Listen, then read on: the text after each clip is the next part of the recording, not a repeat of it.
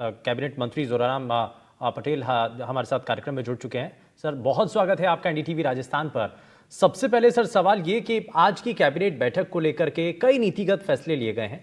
इसमें चाहे सौर ऊर्जा के अंदर राजस्थान को सशक्त बनाना, सक्षम बनाना हो, सबसे बड़ा आपको पहलू कहां नजर आ रहा है जो राजस्थान को तेजी के साथ आगे बढ़ा देगा? देखिए, सबसे पहले तो मैं आपका धन्यवाद करूंगा और आपसे निवेदन भी करूंगा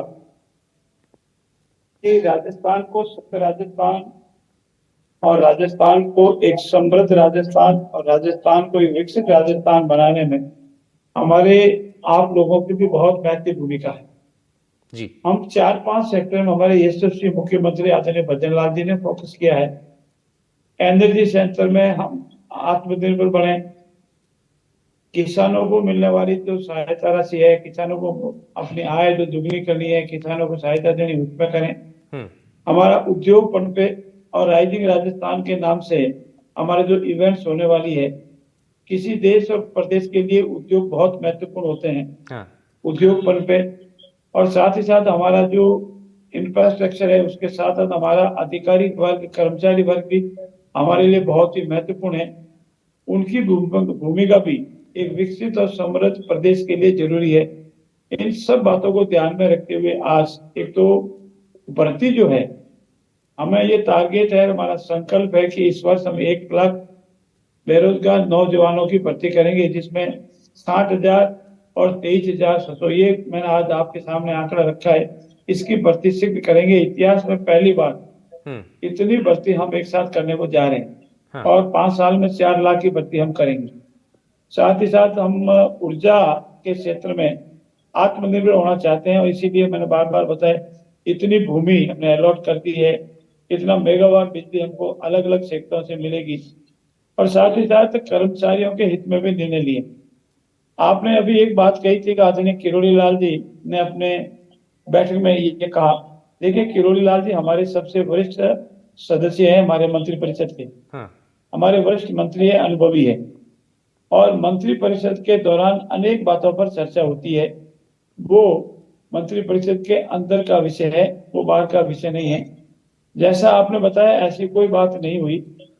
और जो अंदर की बातें हुई है, मंत्रिपरिषद के दौरान अनेक विषयों पर चर्चा होती है और चर्चा एक हमारे मंत्रिपरिषद के निर्णय का भाग है, लेकिन अंत में जो हम निर्णय लेते हैं उसकी जानकारी किसी के मार्फत आपको देते हैं। ठीक है सर, अगर आपने जिक्र किया ही है तो मैं चाहूंगा कि एक सवाल उस पर मैं कर भी लूं। मीना साहब को लेकर के आपने कहा कि वो आपके साथी हैं, लेकिन वो अपने आप को कई बार, जब बारिश का स्थिति हो गई थी, गर्मी ज़्यादा पड़ गई थी, तो उस वक्त वो अपने आप को अलग कर लेते हैं, लेकिन परिस्थितियों को देख करके वो ज़मीन पर ज़रूर जाते हैं। वो कहते हैं मैं जनता का चुना हुआ नुमाइंदा हूं, लेकिन कुछ बातों को लेकर के, जैसा कि भर्तियों को लेकर के उन्होंने सवाल उठाया, मुख्यमंत्री को एसडी से मिल करके उन्होंने उन सभी चीज़ों को जानकारी उन्होंने साझा की है। क्या लगता है कि इस मामले पर अब जल्द से जल्द एक्शन होने की संभावना भी है? क्योंकि वो बार बार कह रहे हैं कि सरकार में कैबिनेट मंत्री हूं और मैं जनता के बीच में जाना है मेरे को। देखिए, हम सब लोग जनता के बीच में रहते हैं, हमारे आदरणीय मुख्यमंत्री समेत हम सब जनता के बीच में रहते हैं। मैं जयपुर का प्रभारी होने जी के समय सेक्रेटरी हाउस के सामने पानी का भरा हुआ गंदे पानी का निकल, मैं भी आपके साथ ही जनता के बीच में, पानी के बीच में खड़ा था। तो हम सब लोग जनता के बीच में जाते हैं, ऐसा नहीं हम जनता के बीच में नहीं जाते। किरोड़ी जी हमारे वरिष्ठ सदस्य हैं, अनुभवी है, वो भी जनता के बीच में जाते हैं। ऐसी स्थिति में जनता के बीच में जाना हर जनप्रतिनिधि का कर्तव्य है, दायित्व है, उसको हम सब निभाते हैं। ठीक है। अच्छा, एक और सवाल सर, 2-3 चीजें बड़ी बहुत महत्वपूर्ण थी इसमें। एक तो सौर ऊर्जा से जुड़ा हुआ, जिसमें राजस्थान को आत्मनिर्भर बनाना है वो, और दूसरा रोजगार का विषय। अब इसमें जो सफाई कर्मचारी हैं उनके लिए तय कर दिया गया कि भाई 2 साल जिसके पास अनुभव होगा उसको हम इसमें जोड़ देंगे। तो ये बड़ा सिंपल कर दिया गया है, इससे राहत मिलेगी? जी सर, इससे राहत क्यों मिलेगी कि हमने पिछले पूर्ववर्ती सरकार ने अनेक बार भर्ती करने की कोशिश की, परंतु वो कहीं न कहीं जाके न्यायालय में अटक गई। और एक ये मानना भी है कि जो इस क्षेत्र में काम नहीं करना चाहते हैं वो भी कई लोग आ जाते हैं। इन सब का समाधान एक ही है कि जो इस काम को करने के इच्छुक हैं, बेरोजगार हैं और इस काम का अनुभव रखते हैं, उनको हम वरीयता देंगे। बिल्कुल। अच्छा, एक चीज और है सर, मैं आखिरी सवाल मेरा आपसे यह है कि राजस्थान में निवेशकों को आकर्षित करने के लिए एक बड़ी कोशिश की गई है और इसके लिए 3,000 करोड़ के निवेश पर इंसेंटिव देने के लिए भी फैसला किया गया है। लगता है कि इससे राजस्थान की जो पॉलिसी है वो अट्रैक्ट करेगी जो निवेशक हैं उनको। हम सबका पूरा प्रयास है, हमारे मुख्यमंत्री जी का पूरा प्रयास है कि हमारे यहाँ जो निवेशक आ रहा है उसको सिंगल खिड़की पे सारी सुविधाएं, जो कानून सम्मत सुविधाएं वो तुरंत मिले, उसको विभिन्न विभागों में इधर उधर जाना नहीं पड़े, परेशान नहीं होना पड़े। इसलिए करीब लंबा अरसे के बाद इस बार सारे हमारे जो राजस्थान के प्रति आकर्षित हो रहे हैं। राजस्थान का एक विशेषता ये है कि हमारे पास जो खनिज है, ऐसी प्रचुर मात्रा में खनिज अन्य किसी प्रदेश के पास नहीं है। और हम हमारे एक चीज की हमें बार बार ब्लेम किया जाता था कि नौकरशाही में, लाल फीताशाही में, इस वजह से उद्योग हमारे यहाँ नहीं आते हैं। इसको हम पूर्ण रूप से समाप्त करेंगे। उद्योगों को, उद्योगपतियों को जो सुविधाएं चाहिए, जो न्याय संगत है, वो तुरंत हाथों हाथ सिंगल खिड़की हम देंगे। और ताकि ऐसा वातावरण बनाएंगे पेयजल के संबंध में, लॉ एंड ऑर्डर के संबंध में, बिजली के संबंध में, भूमि उपलब्ध कराने के संबंध में, रॉ मटेरियल के संबंध में, ताकि उद्योगपति निश्चित होकर के उद्योग लगावे, हमारे राजस्थान का विकास हो और हमारे बेरोजगार नौजवानों को नौकरी मिले। अच्छा, नए जिलों को लेकर इसी आधार पर राजस्थान का हमारा जो जीडीपी है वो और अधिक बढ़े। ठीक है। पिछली सरकार में सर जो 17 नए जिले बने उनको लेकर के बड़ी असमंजस की स्थिति बनी हुई है। अब इसमें सुखराम बिश्नोई जो है वो आमरण अनशन पर बैठे हुए हैं। उन्होंने कहा है कि मैं तय समय आपको देता हूं, अगर आप इस समय तक एसपी की नियुक्ति नहीं करते हैं तो ये मेरा आमरण अनशन जारी रहेगा। कोई व्यक्ति आमरण अनशन बिना कारण करता है तो वह न्याय संगत नहीं कहा जा सकता। अभी तो नहीं पता किसी को कौन सा जिला रहेगा, कौन सा जिला जाएगा। एक हमारे यशस्वी मुख्यमंत्री जी ने एक्सपर्ट कमेटी मुकर की। एक्सपर्ट कमेटी ने हमारे सबसे सीनियर ललित के पवार रिटायर्ड आईएएस, उन्होंने अपनी रिपोर्ट दी। हमारी कमेटी बनी हुई है, कमेटी अभी उस पर समीक्षा कर रही है।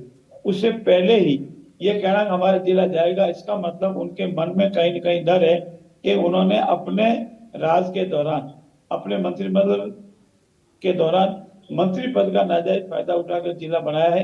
अगर उनका जिला हमारे जो नॉर्म्स है इंडिया गवर्नमेंट के बनाए हुए हैं, अन्य प्रदेशों में हमारे हैं, उस नॉर्म्स में आता है तो रहेगा, नॉर्म्स में नहीं आता है तो सरकार फिर विचार करेगी।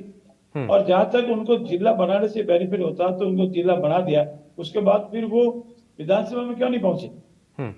अगर जिला बनाने नहीं बनाने से होता तो वो तो उन्होंने जिला बनाया, फिर भी वो नहीं जीत पाए। अनेक ऐसे जो मेरे जानकारी के अनुसार 17 माननीय विधायक है जो पूर्ववर्ती सरकार में विधायक थे, उनके क्षेत्र में जिले बने, फिर भी वो विधानसभा में नहीं पहुंच पाए। तो ये कोई महत्वपूर्ण विषय नहीं है।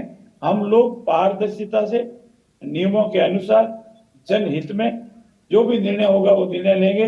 हम कोई वैमनस्य से निर्णय नहीं लेंगे, कोई किसी की पक्ष या विपक्ष का ध्यान नहीं रखेंगे।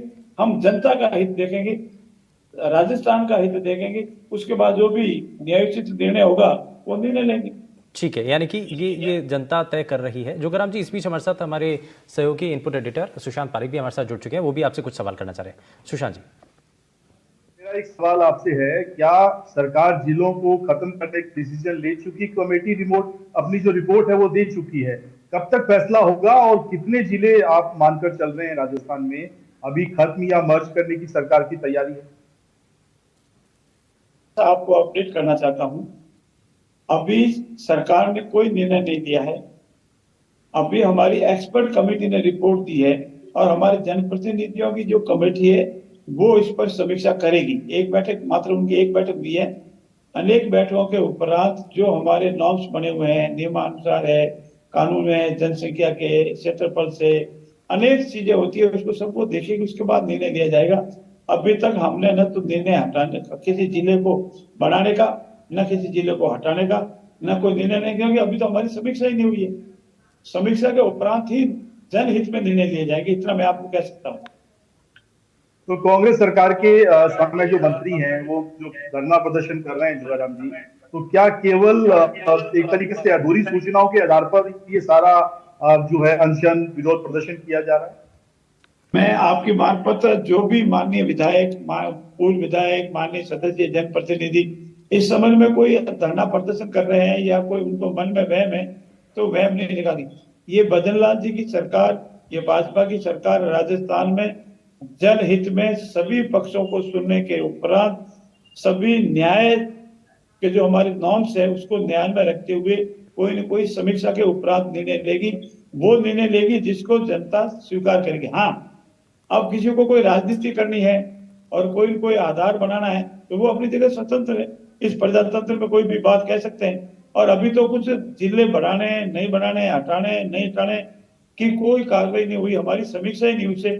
उससे पहले धरना प्रदर्शन करना, आमरण अनशन करना, लगता है कि उनके मन में कोई न कोई काला है और उन्होंने जिले बढ़ाने में कोई न कोई गलती की है। नहीं तो निश्चित रहे, अगर जिले नियमानुसार बने, कानून अनुसार बने तो उसमें कोई तकलीफ ही नहीं, और नियमानुसार कानून अनुसार नहीं बने तो उसमें सरकार विचार करेगी। एक सवाल और है जोगराम जी, किरोड़ीलाल मीणा का इस्तीफा प्रकरण एक तरीके से पटाखे माने, आज वो आके बैठे भी हैं, एजेंडों पे चर्चा में शामिल हुए, अपनी बात भी कही, और जिस तरीके से वो भर्तियों को, तबादलों को लेकर बोल रहे थे, सरकार अब आने वाले दिनों में एक्शन भी करेगी।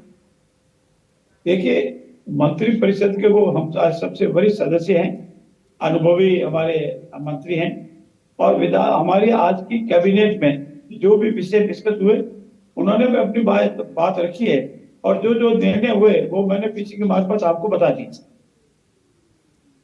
तो इस्तीफा प्रकरण का पटाखे माने खत्म है एक तरीके से, अब जो है मंत्री पद पे काम करते रहेंगे किरोड़ीलाल मीणा। इस अध्यक्ष जी ने आपको बार बार कहा है, और किसी ने ये नहीं कहा कि उनका इस्तीफा, हाँ उन्होंने एक अपनी वजह बताई थी कि मैंने ऐसा जनता से वादा किया था, जनता ने मेरा साथ नहीं दिया, मेरा मन भर गया, लेकिन इस्तीफा कोई स्वीकार नहीं हुआ और वो बराबर अपना काम निपटा रहे थे। और इसके संबंध में हमारे प्रदेश अध्यक्ष जी ने आपको अनेक बार बताया कि नहीं, वो बराबर अपना कार्य कर रहे हैं, और मंत्री के नाते आज मंत्री परिषद की बैठक में उपस्थित हुए, अपनी बात भी रखी, और भविष्य में मंत्री के नाते, वरिष्ठ मंत्री के नाते बराबर काम करेंगे, जनता की सेवा करेंगे। तबादलों को लेकर जोगाराम जी सवाल पूछे जा रहे हैं, बहुत लंबे समय से पेंडिंग है मसला, सरकार कुछ तैयारी कर रही है, नीतिगत कुछ फैसला डिस्कशन हुआ है? देखिए, तबादले की लिस्ट है जो आती है वो आप खुद ही बता रहे हैं, आरएस की लिस्ट आई, आईपीएस की लिस्ट आई, आईएएस की लिस्ट आई, बार बार आई है, और दूसरे विभागों के तबादले हैं उसको भी समय अनुसार होंगे, और जब भी होंगे सबसे पहले आपको बताए जाएंगे कब होने वाले हैं। जी शुभेंदु। बिल्कुल, और जाहिर तौर पर ये बड़े महत्वपूर्ण सवाल थे, और आज की बैठक को लेकर के कुछ निर्णायक भूमिका यहाँ पर नजर आई है, क्योंकि इसमें राजस्थान का कैसे आगे बढ़ाना है उसके लिए रोड मैप यहाँ पर दिखाई दिया है। बहुत शुक्रिया सर, आप जुड़े हमारे साथ, आपने अपना समय दिया है। आपने कई बड़े सवाल हैं, जैसे कि कैबिनेट मंत्री मीना साहब को लेकर के जो चर्चाएं चल रही थी उस पर आपने विराम लगा दिया है, और साथ ही राजस्थान का विजन, राइजिंग राजस्थान को लेकर के क्या नजर आता है उसको लेकर के आपने बात की है। सर, समय निकाला आपने, बहुत शुक्रिया एनडीटीवी राजस्थान से बात करने के लिए। और सुशांत पारिक, इस पर मैं जरा जल्दी से एक रिएक्शन इस पर आपसे लेना चाह रहा हूँ, क्योंकि ये कई चीज़ें हाल फिलहाल के अंदर हुई हैं। देखिए, न सिर्फ सौर ऊर्जा के अंदर बल्कि जो रोजगार के मामले हैं उसको लेकर के भी सरकार का विजन यहाँ पर क्लियर नजर आ रहा है।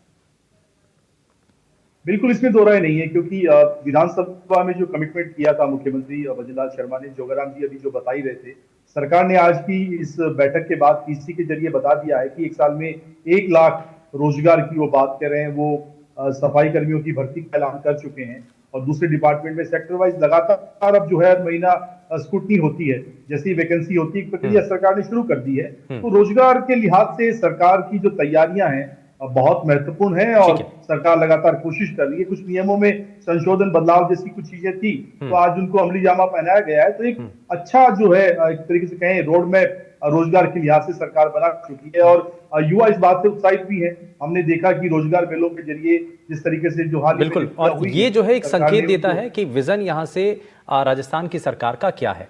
बहुत शुक्रिया सुशांत पारिक और जोगाराम पटेल जी हमारे साथ जुड़े, बहुत शुक्रिया सर एक बार फिर से आपका।